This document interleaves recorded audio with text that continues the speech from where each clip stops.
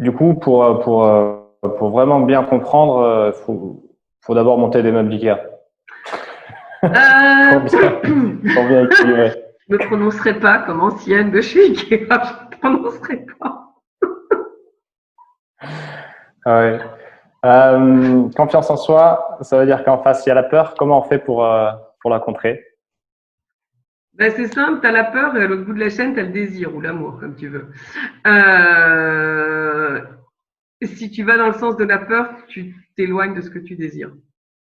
Donc après, il faut savoir, on va en revenir au Covid, il faut savoir ce qu'on veut. Ou on veut vivre dans la peur parce que quelque part c'est victimisant et qui dit victime dit forcément qu'il y a un sauveur dans le coin. Ou on veut aller vers ses désirs et s'affranchir de ce qui se passe autour, quitte à être traité, je ne sais pas, de complotiste, de fasciste, enfin de ce qu'on veut. J'ai entendu des tas de noms quand je dis clairement ce que je pense de cette situation. D'un côté, je me respecte, hein, de l'autre côté, je ne me respecte pas. Et j'attends qu'on m'amène tout cru. C'est un choix, c'est une décision. Mm. Après, comme dit, j'ai des clients moi, qui abandonnent, enfin on a des clients qui abandonnent parfois temporairement parce que jusqu'à présent ils sont revenus, mais qui abandonnent parfois en cours de coaching parce que c'est trop confrontant, parce que, enfin, je me vois pas les juger, c'est un choix de vie. Après, je veux dire, si tu as envie de choisir l'apparente facilité de j'attends que tout vienne, bah c'est tout, c'est que tu conçois ta vie comme ça. Moi, je n'ai pas d'opinion là-dessus, on va dire. Ouais, ouais, ouais, ouais. Qu'est-ce que tu fais quand tu as des personnes qui décrochent? Tu essaies de les récupérer? J'ai pas des Non? petits, je dis souvent à mes clients, enlevez votre slip de par-dessus votre pantalon. J'ai pas de super cap de Wonder Woman. Ils arrêtent. Je vais aller leur demander pourquoi. Mm. Euh, voilà. Mais c'est tout. Après, je les laisse faire leur chemin. Mm. Je ne force jamais quelqu'un à continuer un accompagnement.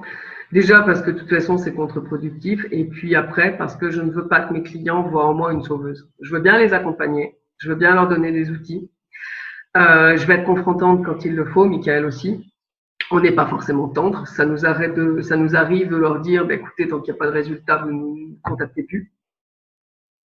Parce qu'on sait qu'il faut leur mettre un coup de pied aux fesses. Mais quand la personne nous dit, j'y arrive pas, c'est trop dur, c'est machin, bah, ok. C'est que c'est pas fait pour elle, ou c'est que c'est pas le moment, ou qu'elle a besoin. On a des accompagnements qui sont longs, donc ça arrive de temps en temps, au bout de 2 ou 3 mois, il y a des prises de conscience qui arrivent et qui sont dures à faire. Mm. Donc, si ils ont Ouais, c'est un besoin de faire chemin à une faire, pause, ouais. c'est ça. S'ils ont besoin de faire une pause, en général, ce que je leur dis, c'est quand ça ira mieux ou quand il verra plus clair, appelle-moi. On en discutera à ce moment-là. Ouais, C'est ouais, tout. ouais, parce que forcément, sur des transformations comme ça, parce que là, il s'agit de transformation, Clairement, ça- et sur du changement, il y a toujours de la résistance bien sur sûr, l'évolution, sur de bien la sûr. croissance. Ça se fait toujours avec de la résistance, comme un petit Et qui fait ses dents, par exemple. c'est ça.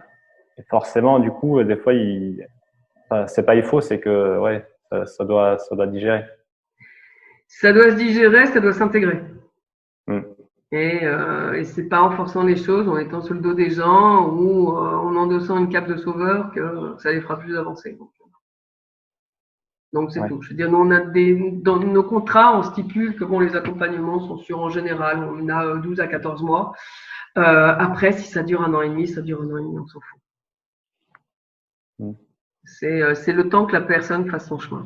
Tout ce qu'on surveille, c'est qu'elle le fasse réellement et non pas qu'elle se mette dans une nouvelle zone de confort, on va dire. Ouais, ouais. Voilà. Avec un mensonge conscient ou pas. Avec des excuses, avec souvent c'est des mensonges inconscients. C'est souvent des Mm. excuses qu'on se trouve pour. Là, très récemment, on avait un client qui avait trouvé très pratique de travailler via Prospectine parce que comme ça lui donnait le sentiment qu'il remplissait ses journées d'appels, parce que en effet, il avait un certain nombre d'appels par jour, hein, mais comme c'était pas ciblé, bah forcément, ça débouchait sur rien. Ouais, ouais, j'ai eu le même cas, ouais. Ouais, mais Hmm. pourtant, j'ai contacté 200 personnes. En fait, tu te caches derrière le volume. Enfin, pas C'est forcément ça. derrière le volume ou quoi, mais Mais en disant, c'est bon, j'ai fait ce qu'il fallait. Et c'est là où je dis, c'est important de mesurer. OK. Parce que là, dans ces cas-là, tu vois, on reprend les processus en disant, OK, tu as contacté, tu as eu, je sais pas, 12 appels par semaine depuis 3 semaines. OK. Sur les 12, combien de vraiment ciblés? Ah, une. OK. Donc, notre critère d'évaluation, il est sur 1. Est-ce que tu trouves anormal sur un appel, avec un appel en plus qui était fait, on va dire, avant le fameux atelier où je suis allée disséquer, mais vraiment tous les rouages psychologiques de l'appel de vente, est-ce que tu crois qu'il était pertinent? Est-ce que tu crois que tu es vraiment allé à fond?